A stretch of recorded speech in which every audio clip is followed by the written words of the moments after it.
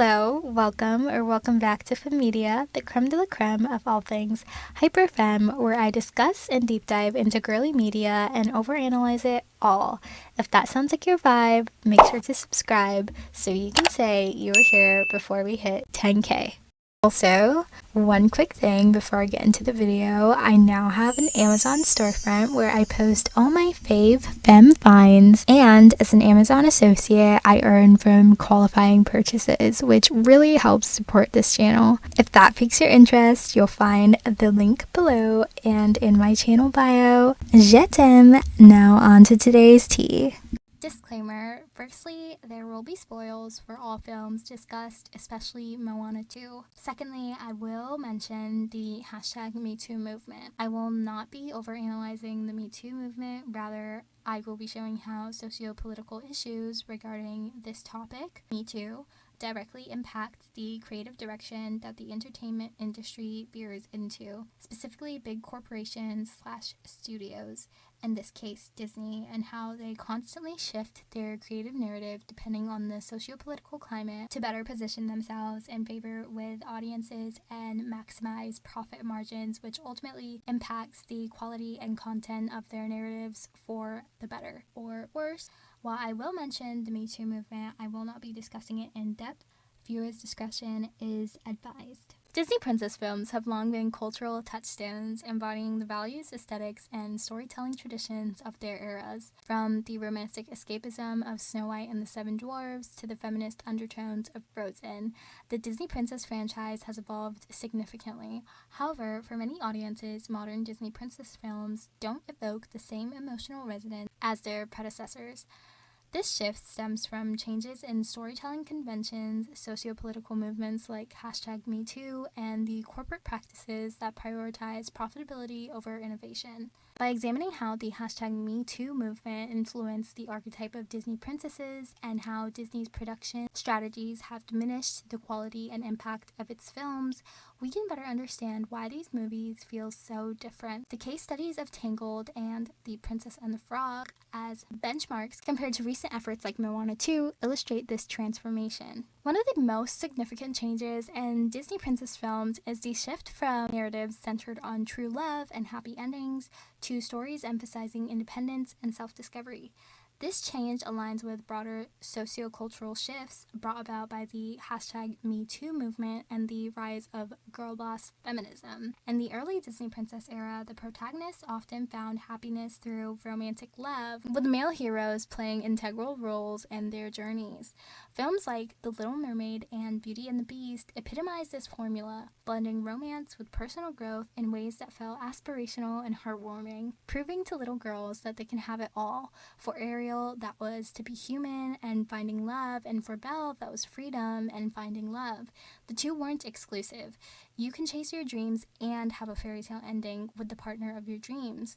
The princesses were active agents, but their stories intertwined deeply with their romantic partners. Post-Me Too, however, Disney has refined its princesses to reflect modern ideals of female empowerment. This redefinition is most evident in characters like Moana, Elsa, and Raya, who are portrayed as fiercely independent and uninterested in romance. These characters often reject traditional femininity in favor of quirky, unconventional personas that fit into the not like other girls trope. While this evolution is intended to resonate with contemporary audiences, it sometimes sacrifices depth and relatability. Ironically, Disney's active attempts at trying to be relatable to a female audience comes across as unrelatable and cringe. The insistence on subverting older tropes has ironically created a new formula that can feel just as predictable. The change in archetype has been polarizing. On one hand, it's refreshing to see princesses whose stories focus on personal growth and the complexities of leadership, as in Moana 2016. On the other hand, some fans argue that these modern princesses lack the emotional depth and relatability of their predecessors, whose love stories served as metaphors for connection and vulnerability. The absence of romance and the overemphasis on quirkiness can make the characters feel performative rather than authentically empowering. Two films that marked pivotal moments in Disney animation are Tangled 2010 and The Princess and the Frog 2009. These movies represent the start and end of two distinct animation eras, respectively. and highlight the balance Disney once struck between traditional storytelling and modernization. Note, both of these princesses were pre-Me Too movement. The Princess and the Frog, Disney's last traditionally animated film, paid homage to the studio's golden age while incorporating progressive elements. Tiana was a groundbreaking protagonist, a hardworking, ambitious black woman whose dream of opening a restaurant defied traditional princess tropes. While the film included a love story, it balanced its romance with Tiana's self-driven aspirations, creating a nuanced narrative that resonated deeply with audiences. Tangled, Disney's first CGI princess film, brought the studio into the modern age of animation while maintaining the heart of its earlier works. Rapunzel's journey combined self-discovery with a romantic subplot that felt earned and emotionally resonant. The film's balance of humor, heartfelt moments, and stunning visuals set a high bar for future princess films. Both movies exemplify how Disney could innovate while preserving the emotional and visual magic that defined its legacy. However, recent efforts have struggled to replicate this balance. I recently saw Moana 2, and while it had its moments, it fell short of Disney's legacy of excellence. The film felt like a missed opportunity with a story that suffered from being a reworked Disney Plus series plot squeezed into a feature-length film format. The music was clearly made for TV, with it being one of Disney's weakest soundtracks to date, including Wish. The animation seemed inconsistent to me, with it being noticeable the parts that were made for the film and the parts that were made for the series. The narrative lacked the depth and cohesion expected of a Disney theatrical release and was wholly underwhelming. Additionally, if you are unaware, back in the 90s, Disney Animation Studios essentially had the direct-to-DVD Disney films, when Disney realized they were essentially printing money by producing these films. So comparing the Moana 2 release to the 90s standards, Moana 2's release is the equivalent of Disney releasing a direct-to-DVD film in theaters.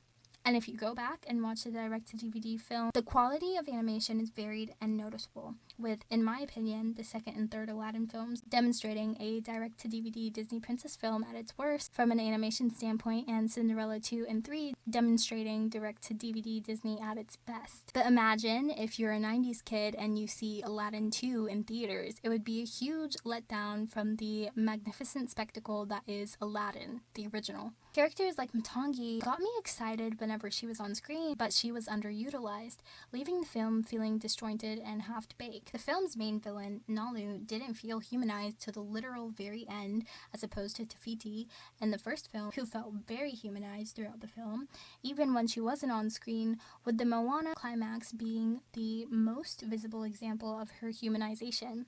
And the backstory behind Moana's crew is to be derived from your inferences as a viewer, rather than us getting a proper introduction to the supporting characters like we often did in Disney's Renaissance era films and The Princess and the Frog. And that era, oftentimes supporting characters not only got a song, they got the film's showstopper number. Disney's decision to release Moana 2 into theaters despite its clear limitations raises concerns about the studio's priorities. By repurposing Disney Plus content for the big screen, Disney risks devaluing its brand and alienating longtime fans who expect a certain standard of quality. The commercial success of Moana 2, pulling in $600 million globally on a $150 million budget, despite its mediocrity, suggests that Disney might continue this trend, focusing on low-effort sequels to popular IPs rather than investing in original princess stories like Tangled or The Princess and the Frog, which I am assuming is what Moana 3 will be, as a third film was teased at the end of the sequel.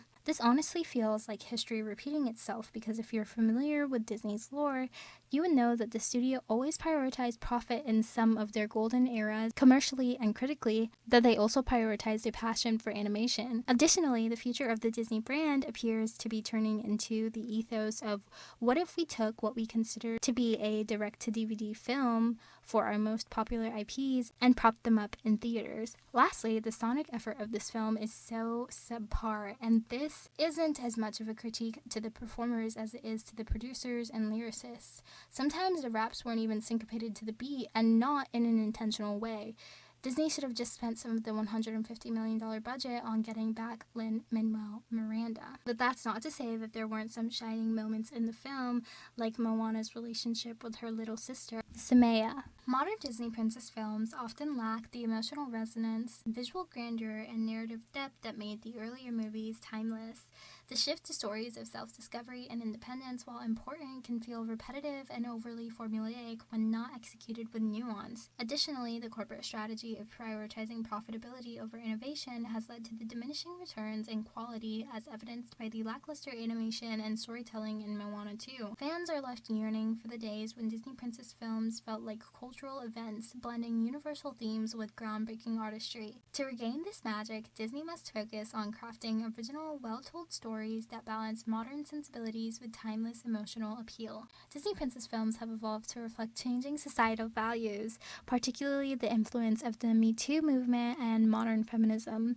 While this shift has brought about more independent and self-reliant heroines, it has also resulted in a new set of tropes that can feel trite. Combined with corporate practices that prioritize profitability over storytelling, the magic of Disney princess films has diminished.